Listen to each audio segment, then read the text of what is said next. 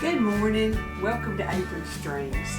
It's Saturday morning here, and it's kind of feeling like fall. We're having some cooler mornings, some of them in upper 60s. And wow, when you wake up and step outside, that's so refreshing.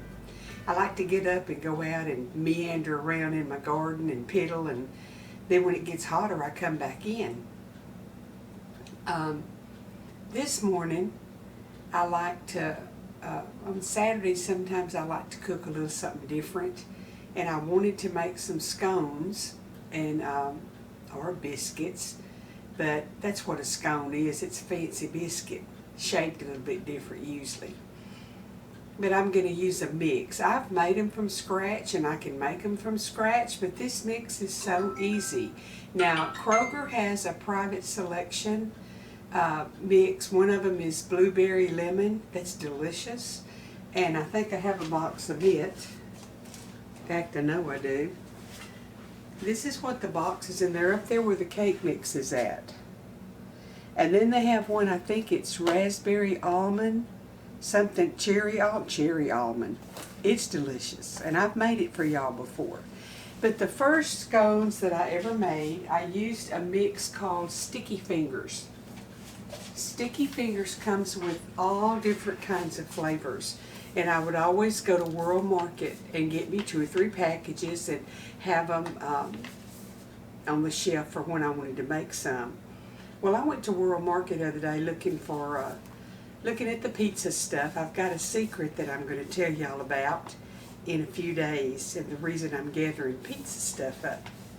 But I had not seen this mix that Sticky Fingers has, and it is Parmesan, garlic, and herb. Well, that's perfect to go with breakfast with some bacon and eggs. So I'm going to make some scones this morning, and that's the ones I chose to make. Now, I did pick up one of my favorites, which is the raspberry white chocolate. But Sticky Fingers has a ton of different recipes. Now, what I like about them, all you add is 2/3 of a cup of water. So if you were going camping, if you had water and this mix and a pan that you could bake in, you could make you some biscuits or scones. Call them what you want to. It's quick and easy. So today we're going to be making these savory ones because I want it to go with breakfast. So I'm going to mix it up just in my bowl with my Swedish dough hook. And if y'all don't have one of these, you need it. And I've showed it to you before and told you about it, but the new people might not have seen it. And by the way, welcome to all the new subscribers. You just make my heart sing and happy. One of these days I'm going to get to 20,000 subscribers. I'm trucking along. The Swedish dough hook works like the dough hook on your mixer because everything goes through these openings in the makeup of the dough hook. So when you're stirring a regular whisk, y'all know how it balls up at the top of the whisk? Well, it goes through this, but yet you still get that mix. I love my Swedish dough hook.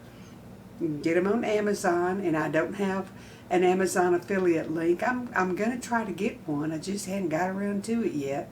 But they're wonderful, and you can get them a lot of different places. King Arthur Flour has them. And by the way, King Arthur also has delicious scone mixes too. So if you can catch them when they have free shipping, stock up on some of their stuff. Shipping to me kind of gets on my nerves, but I like it when I can get free shipping. And sometimes they'll give you, say, 20% off, and that will actually cover the cost of the shipping. So I always watch for stuff like that. But right now we're going to get us some scones going. I measured out my 2/3 of a cup of water.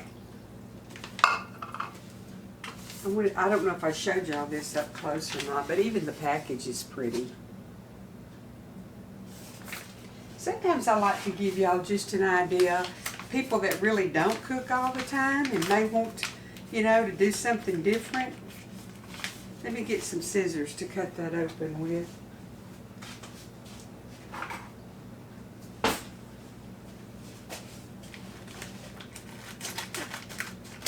I like these little scissors too. They're called the best little scissors, and they are. Get it in there. And I actually have a scone pan that I ordered from King Arthur, and it has the triangles measured out, and it's the regular larger size. They have one that's the half as big size, and you can just pat you out a circle and cut them and put them on a cookie sheet if you wanted to do that. I just like to use my little pan since I have it. I've had that for many years. Years ago, I was had a group on, well, it was one of those things you could join. It was called the Tea Friends. And oh my goodness, I learned a lot of stuff from those people. And of course, with it being a tea-related group, you got all kinds of recipes. And I've got some excellent homemade scone recipes.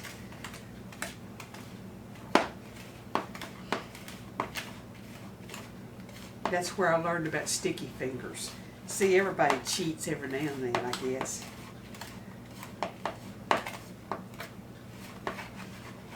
This is just about mixed. And see, when it gets all in your dough hook, it's easy to get it off of the dough hook. I mean, it's just nothing, and you're ready to... A lot different than using a whisk. Okay, these are ready for me to just divide up and put into my scone pan over here. Don't want to lose any of it. That's good stuff. Now, when I make something for us like this, I like to use Kerrygold butter. I don't use it to cook with.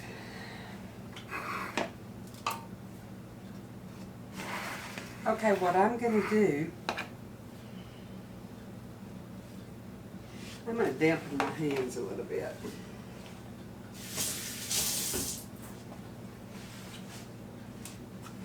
Is I'm just going to get a piece of the dough,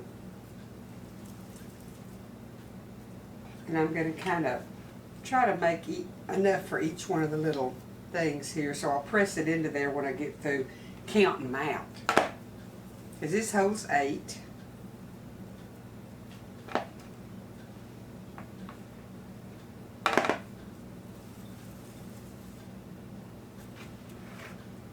little bigger than that one. We don't want no little sisters in here. We want them all the same size.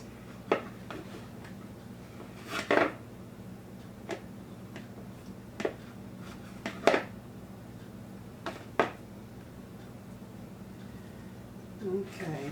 I did spray my pan with Pam. Okay, let me dampen my hands again, and then I'm going to mash them out into the triangles where they'll be shaped like they're supposed to be. If you're going to be a scone, you got to look like a scone.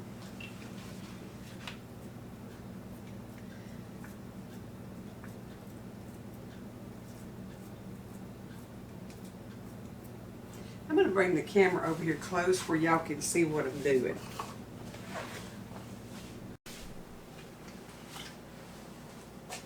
I just got my balls that I made in here, and I'm just pressing them to fill the little triangles out where they'll be shaped right.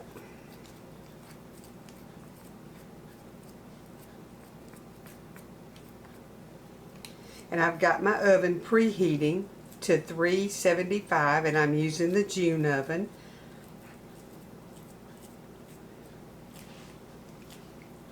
Give me some more water on that hand.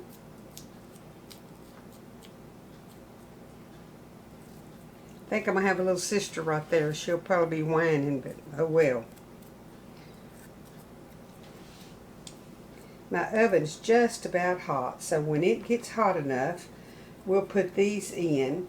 And I'm going to get some bacon cooking here, so I can have some eggs with this. Y'all can see what we're going to have for breakfast. Okay, I've got them all in there, ready to put in the oven and bake. And I'll bring y'all back when I get them out of the oven.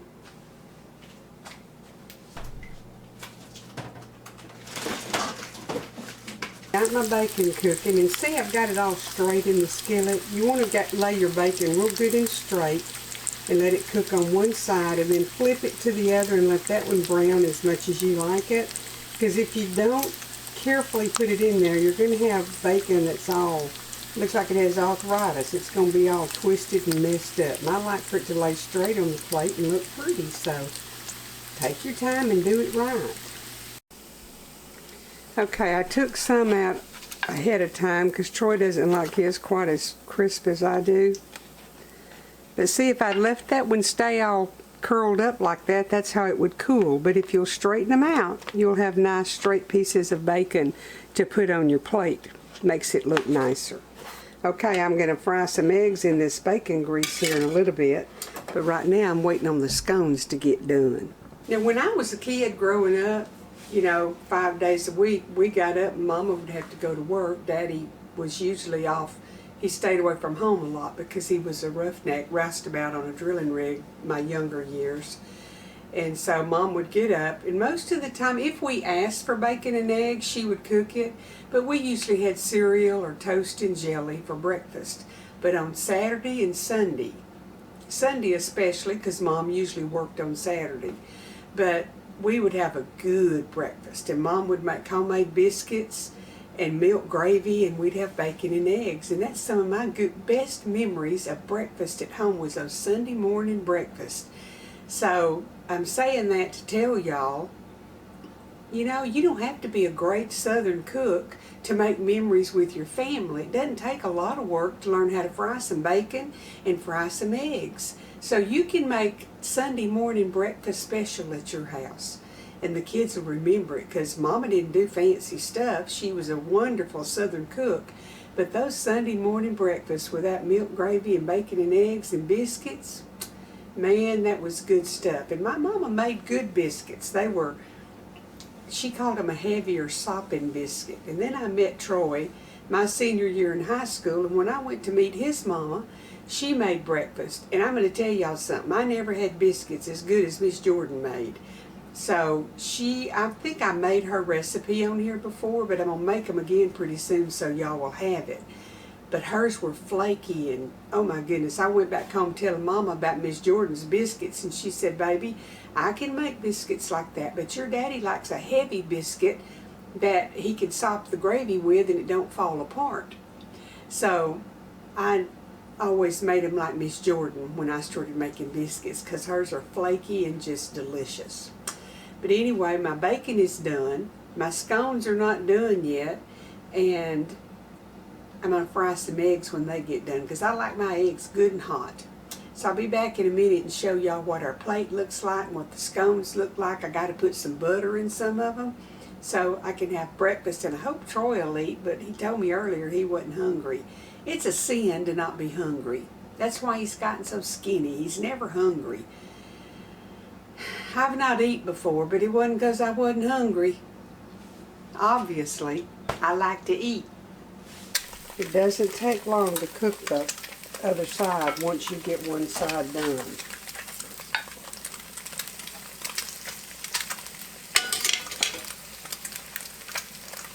Get the plate over here and get it ready.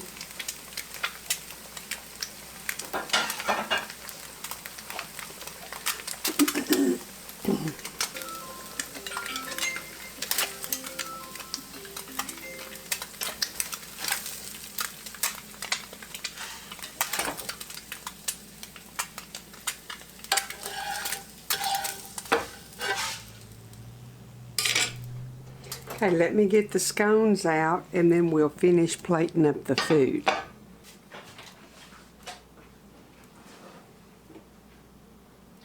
They need to cook another 2 or 3 minutes. I set it for 15 minutes, so I'm going to give it the other 3 minutes. Okay, y'all, I got them out of the oven. I'm fixing to get one out of this pan and butter it and put it on Troy's plate for breakfast. I'll be right back. I've got me some butter already in pieces here. Use some butter on it. You have to have butter. Our pastor used to say if it didn't talk to you when you mashed it, it wasn't good. Brother Clark said it was supposed to squish and talk to you. I've got Troy's ready to take to him. Here's his plate full of eggs and bacon and a scone. I'm just going to get a bite of my scone because I'm fixing to go to a wedding shower at lunch. And they're going to have lasagna and all kinds of good stuff, and I want to eat a little bit of that stuff.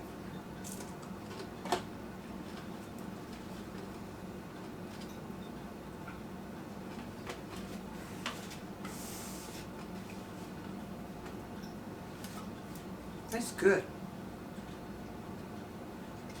The flavors are overwhelming, but it's a real good addition to the breakfast. Or you could fix them to go with just a regular meal. But if you like scones, I'm going to put a link below to 2 videos that I've made. One with the cherry almond from Kroger, and one is a savory scone that I made from scratch that's really good. And like I said, you could do drop biscuits out of scone mix. Scone's just a fancy biscuit. So, and I'm probably not pronouncing it like they would over the pond, but that's okay. Still tastes the same. I'm going to get around here and clean up my mess and get ready to go to my wedding shower and have fun visiting with some longtime friends. Y'all need to remember to stock your pantry. I'm hearing almost horror stories of people going to the store and stuff being 2 or 3 times as high as it was the last time they bought it. My friend and I always make fruit cakes, and we had trouble finding the red and green cherries. Well, she said Walmart has them, but one of the things that used to be $2 or $3 is $6 and something this year, yesterday. Now, I don't know what it'll be before Christmas and Thanksgiving gets here. So, get your stuff for your holiday food where you'll have it. Maybe you can afford it now, but I'm sure that the price increase is hurting everybody already, and it's only going to get worse. So get you some goodies together where you can have Christmas and Thanksgiving meals regardless of the price at the grocery store or the availability. Good Lord bless and keep y'all. I hope you're making good food for your family. Gather them around the table, turn your phones off, have some one-on-one with each other, share the day's happenings, and you'll be glad you did. I'll see y'all in a day or two.